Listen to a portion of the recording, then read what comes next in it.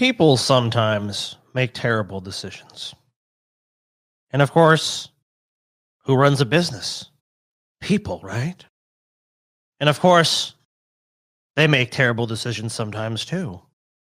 We examine 8 of the worst business decisions that have ever been made right now on Deep Bed Friday.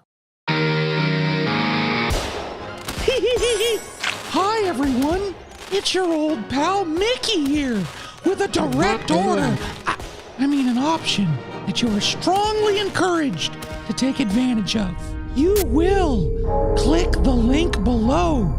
You will subscribe to the Pessimist Productions Patreon. I mean, if you wanna, wink wink, there's more content there than, well, you could swing a dead toddler at. Exclusive shows, exclusive streams, hours of exclusive content. Why aren't you clicking? Why aren't you subscribing to the Pessimist Productions Patreon?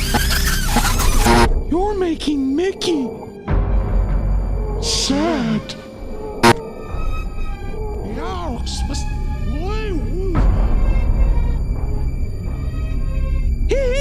I already know the number one. You already know number one? Fuck. Yeah. I already know number one. I was hoping it might be that predictable, but what's number one? When the Amazing Atheist hired his fucking kid brother to work with him. Are you talking about hired, dude? Yeah. I just showed up. You fucking pretty much did. Dude, same thing with fucking DP. I just showed up. It's like, yeah, I'm part of this now. Yeah, I'm insinuating myself in this one now. Here I am. That's how a lot of business is done, dude. Got anyone better? No, I don't really know anybody. All right, fuck it. Well, I guess you're good enough then. So you guys know anything about this one we have up on the screen here, Qwikster? I do know a little. I know that Netflix, obviously they got their start sending off DVDs to people. They started in 1997 with DVD sales as well. They did rental and sales. I didn't know that. Because the guy that founded the company, Reed Hastings, basically, he went to a Blockbuster and was like, oh, all these fucking fees. And he's like, well, what if I came up with a company where I sent it through the mail and there was no like late fees ever? Because late fees were such a big thing back in the 90s. I remember it was a pretty cool concept at the time because, I used the fuck out of it, bro. I used to get I had the plan where you could get like 3 DVDs out at any time. So as soon as you sent one back, you could get another one, and you can keep them as long as you want. I used to do that same thing with video games for a while during the PS3 era too. There was I can't remember the name of the company, but there was some company. Gamefly, yeah. Yep, I used Gamefly too. I had like a two game Gamefly account, and I would just rent 2 games, and then when I got sick of them, send them back, get 2 more games. I mean, that's pretty dope shit. I mean, especially at the time, because at the time, it's the video store is king. You got to go into the fucking store, peruse and all that shit. And, we have nostalgia about it now, but like really, it was a giant pain in the ass. That was far inferior. And, so it's kind of cool to have a service that would deliver the DVDs right to you. Now, obviously, streaming has taken over completely, and there's no really need for that. I mean, dude, think about this. When I was a kid in the early 90s, before Blockbuster was a thing, not before video rentals, but before Blockbuster was a widely available thing, maybe even in the late 80s, there was a local business called the Video Van. And you would literally call them up on the phone and leave them a message with your address. And eventually that day, they would come by your house, and they had a van filled with fucking movies. And you would rent them at the pretty much like, Blockbuster prices. And then when you were done with them, you called them and they'd come pick them up. Huh. Yeah. I mean, so it was pretty clear from that story that a lot of companies were trying to think of ways to innovate this model where it's get it directly to the consumer, cut out this kind of middleman, which is what the video store was really, that's primarily what they were at that point. They were a middleman. So if I'm not mistaken, though, Qwikster was basically after Netflix already had its streaming success, it decided to take its DVD division, which still exists to this day. It does, yeah. And not everything's available on streaming, right? Well, that's basically the only fucking strength that DVDs is. There certain titles that they're not streaming fucking anywhere. So if you want to see them, and I don't know why, I have no idea why there's any fucking movie in existence that isn't streaming somewhere at this fucking point. Licensing deals mainly. Yeah, but like you figure even like what license holders out there like fuck streaming? Well, here's an example. Like Taylor was like, Taylor got on a kick. Like, I really want to see the movie Dogma. I'm like, okay. And Dogma, it was like not available on any streaming service. I'm like, well, okay, well, can you buy a US copy? And it's like, no, you can't buy a US copy on DVD. The best thing you can do, and I guess fans of Kevin Smith had figured this out, was you can basically buy a copy from South Korea and have it imported.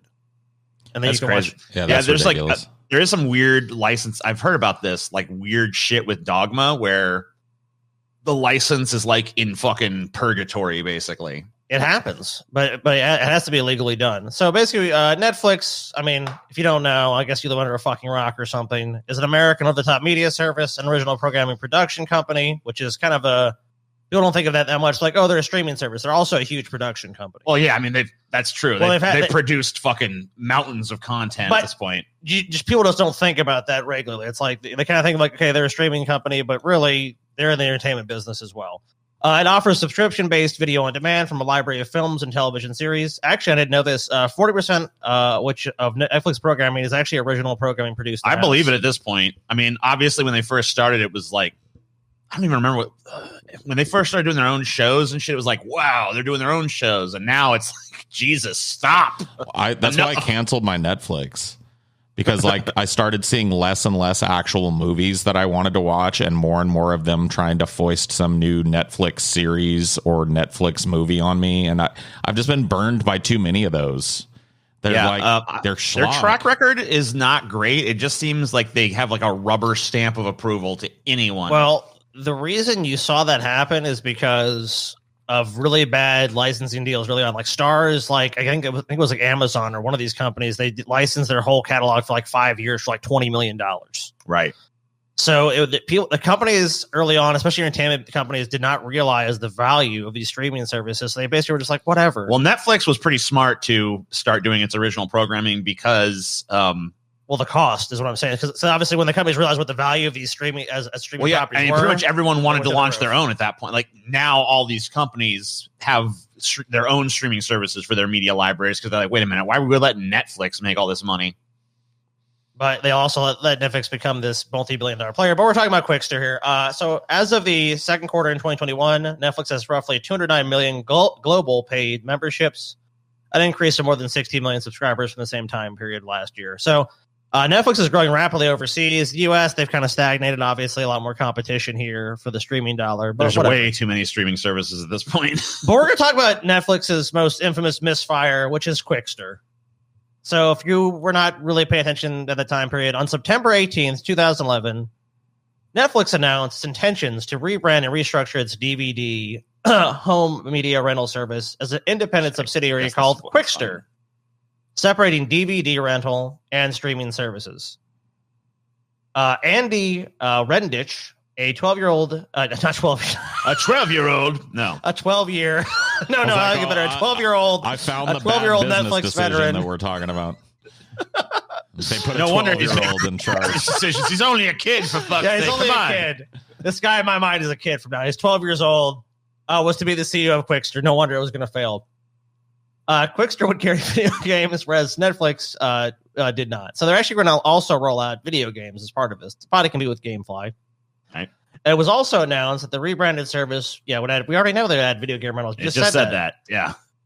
Of course, the decision to split the service was widely criticized. It was noted that two websites would have been less autonomous from each other, with ratings, reviews, and queues not carrying over between them, and it would have required separate user accounts. Makes sense. And of course, also the two websites would require separate subscriptions. So Netflix was trying to milk more money. Netflix is trying to double dip the fucking people who still want to get the DVDs. Well, because at this point, it didn't make sense. It was getting more and more expensive for them to run it, as Scotty said, and so it didn't make sense for them to do it. And so their idea was to dump it off on this other company. Mm-hmm. And that's pretty fucking stupid. Yeah, and as you can see here from this article from The Wrap, Netflix's Qwikster announcement leaves subscribers angry and analysts cold. So, I mean, this caused the stock price to drop significantly. It caused people to like I tried to pull the original one, but Netflix obviously pulled this blog post down because it happened 10 years ago. And it says it here. so that, basically the CEO apologized. Oh, we're sorry, whatever. Reed Hastings had to go and fucking apologize for this. Sorry, we tried to do this. Subscribers didn't shy from letting Hastings hear their displeasure, weighing in on the company's blog with over 15,200 comments. The bulk of them overwhelmingly negative. I don't know who was happy about this decision, but fire the manager who came up with both the name Qwikster and change and the division of services. H. Lamar Thomas wrote, "I'll probably have to drop one or both." Spoiler alert: he didn't. He didn't have to. Thanks for the explanation and apology. Grant Golden wrote, "That helps, but your arrogance is still so thick it's palpable. I'm sorry if you were offended. There's no apology at all. It just makes things worse."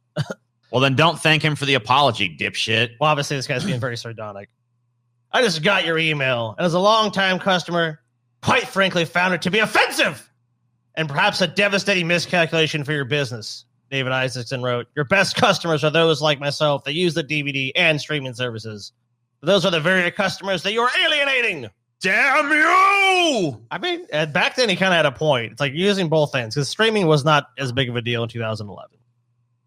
Also, Wall Street wasn't happy because they see like, oh shit. Well, because Wall Street is easily spooked, so they see a bunch of angry customers and they start to fucking shit themselves. The stock dropped over 7% to 143.65 Monday. Analysts told the Wrap they expected the bleeding to continue. 7% in a day is not a great result. No, that's a stock. For a stock, that's a crash, basically. Like for a cryptocurrency, that'd be like, it's Tuesday. But for a fucking, for a stock, it's pretty bad. If I had to boil it down, if it's not broke, don't fix it. Tony Whibble, a media analyst with Janie Montgomery Scott, told the Wrap, "I do believe that Netflix, the AOL of streaming." AOL of streaming. You can tell this is old.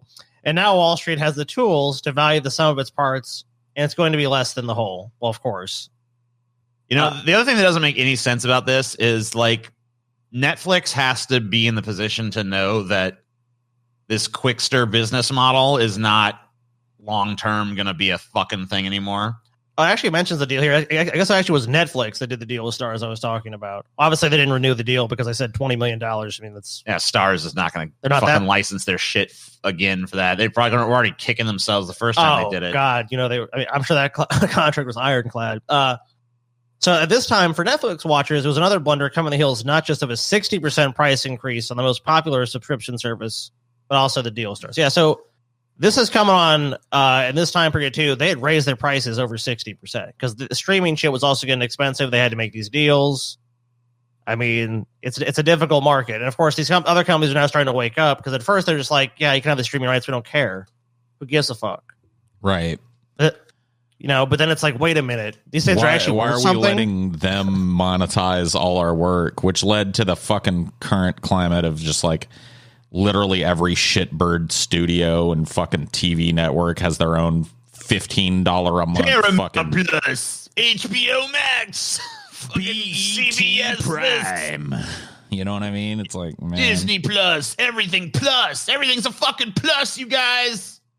Well, I mean, it also helps the entertainment business as a whole to do that because they can make more money off the same product, essentially. Because and it's weird because different movies will be on multiple services, but some will just be only on one. It's like, where's this one? It's only on Peacock. It's like, Peacock? What? Dude, I feel like these services too are like completely missing the point of like some of these, like series that have blown up like Game of Thrones and Breaking Bad and fucking The Sopranos and shit. It's like they're looking at those and going like, we want that, but not analyzing like why those shows were good. They spent a bunch of fucking money, had really brilliant writers, had really amazing casting and shit. I feel like there's really a fucking strong quantity over quality. Well, that's the problem. And it's just like, I don't know how they're not figuring it out. Like when you make a really good show that has a really inspired cast and a really great writer and it's really well edited and shit, that's when like all the ones that have really blown up seem to be those. But these fucking companies are just throwing these like misfire schlock shows at us. It's like the weirdest shit. There's just such huge demand for it. I don't think that they're really even focused on that. And it's kind of like the immediate, like, Now, I definitely think there's some shows that they put that effort like you're talking into, but I agree. I think there's a lot of shows that just are basically like, whatever. Did you want to read this quote, Scotty? Let's finish this article up with this quote. It's the dumbest thing I've ever seen. They went from being about the smartest company to the dumbest company in about 3 months. Michael Patchter, an analyst at Wedbush Securities, told The Wrap. They had a flawless service that was widely admired, and they're throwing a wrench in it. So basically, like, it boils down to, if this shit's working for Netflix, which it was, this made no fucking sense.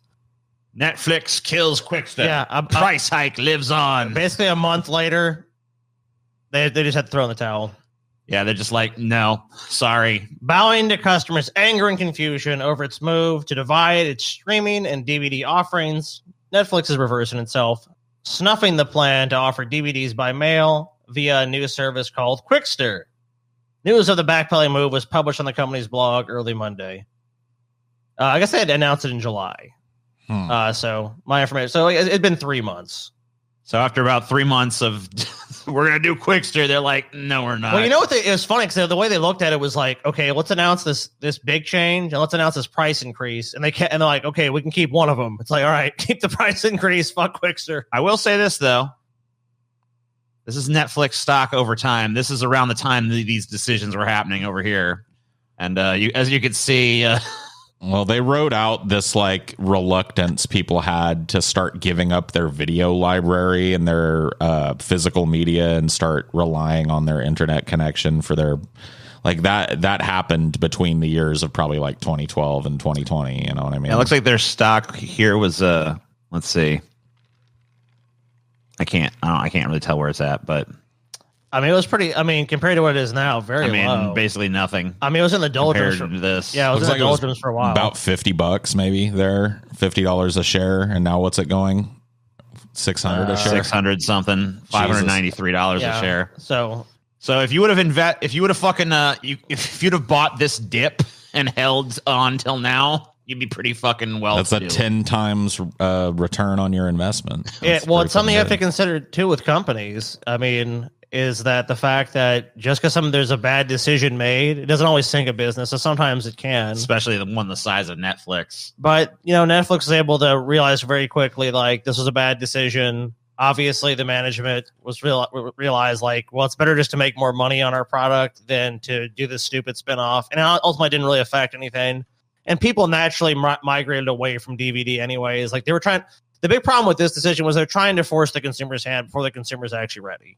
And, people just hadn't adopted streaming enough at that point to make the decision make sense. Now, I mean, if Netflix announced tomorrow that they're going to get rid of DVDs, yeah, there might be some people that were mad, but it probably wouldn't overall matter. Oh, man, I remember Colgate chicken, dude. Yeah, dude, please tell me Colgate did not market fucking chicken breasts. In a way they did. Oh, no, man. Toothpaste chicken? Colgate and Palmolive did a frozen foods brand. Now, this is actually not an image. Nothing. I could not find anything like that. This article here actually gets this wrong because a lot of people misattribute this to the 1980s. It actually happened in the 60s. So instead of let's travel back time to the early 80s, the 60s. All right, 1960s. So at that time, Colgate was working on restructuring management as well as streamlining its long-term plans to promote a more cohesive organization because of advertising cutbacks and a reduced spending for R&D, which only led to a few successful new products. People get tired of the same old shit. You gotta always have something new. You gotta reformulate the new reformulated toothpaste. So Colgate was actually kind of falling behind its rival Procter & Gamble, its main competitor in the personal care products lines, which, they're both still big companies today, international, global companies, in fact. Increased efforts to expand the brand were put in motion, and more funds were allocated to advertising new products and research. To many in the U.S., the name Colgate instantly brings to mind one thing. What is it? Toothpaste. Yep, it's toothpaste. Yeah, 100% toothpaste. Yeah, it's toothpaste. That's it. Yeah, like maybe mouthwash. Which is why when I see a picture of this chicken breast and the Colgate logo, I automatically am like, just some shit someone photoshopped. So. I know, but here's the problem though. The second I see the Colgate logo and this piece of chicken, I'm making a negative association because it makes me feel like this piece of chicken tastes like toothpaste. Yeah. Yeah, plebs, it's time to go. We don't want you here no more. Volunteer. Jay's got it too. There's a fucking